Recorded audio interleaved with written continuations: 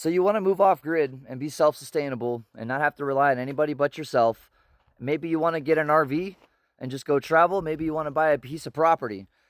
Either way, the first thing that you have to do, obviously, is get power, right? So let me show you mine really quick because I did a ton of research for years to make sure I got the best bang for my buck. So let's go inside really quick and I'm going to show you what I've got. That's how I make my bed in the morning. But first thing you want to do is get a solar controller. Mine is 150 volt, 60 amp capabilities. And then you need an inverter. I went with the Vevor 3500. Maybe you want to even go 5,000. Now understand, this is a very cheap, low quality power inverter. And I only need to use maybe 1,100 watts at most, which is my coffee maker. So I made sure that I had enough power. You never want to use more than 50%. So I went 3,500 knowing that I only need like 1,500. I highly recommend the same. This thing was only $220. The controller was about 150 bucks. You can get away with a smaller one for like 40 or 60 bucks, but I highly recommend you spend a little extra money to get a good controller, and here's why. So I have my solar panels on top of my roof. Wow, I need to clean those.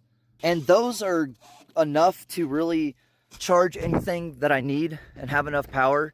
But if I want to run coffee makers or heat lamps or refrigerators, you really want to have more than just what's up there. So I have a couple sitting aside. And when I'm not mobile and I know I'm going to be home for a day or two, I take this panel and I hook it up in series to my RV so I have some extra wattage coming in. That way I can plug in my refrigerator, run a heat lamp if I got babies that are born, all sorts of stuff. So I just have cables coming out of my vent so that I can hook it up. And I just kind of move it where I need to when the sun moves. So then in here, it's super easy. All I'm doing is disconnecting the positive, hooking it up to the positive on the new panel, and then hooking up the cable that's left to my negative so that it's basically an extension. And that gives me a series connection, which is why you want a high voltage controller so that you can put multiple panels in series and handle high voltage so that you can run an extension cord 150 feet up your hill to power your little camp. If it wasn't 150 volts, or if I wasn't pumping out at least 60 or 80 volts, it wouldn't be able to supply enough power that far away for me to really even charge my phone very well. But always make sure you disconnect the power to your panels. Make your new quick connections.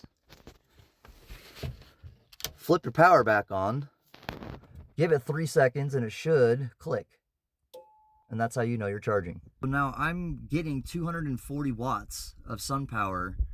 And at the moment, I'm only using 0. So if I plug in my campsite, now my refrigerator, my coffee maker, and a couple other miscellaneous items just flipped on. So I'm consuming 120-ish watts of power, but the sun is giving me 241. So I will be charging my batteries at the same time as running everything. And here's a trick: when you turn your refrigerator off at night to conserve power, put all of your meats in the freezer because it stays cool pretty much all night. And then when your refrigerator's been on, take your meat and put it in the fridge.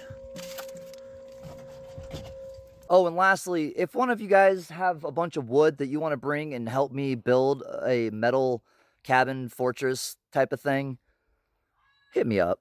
That's all I'm missing is some wood and a buddy.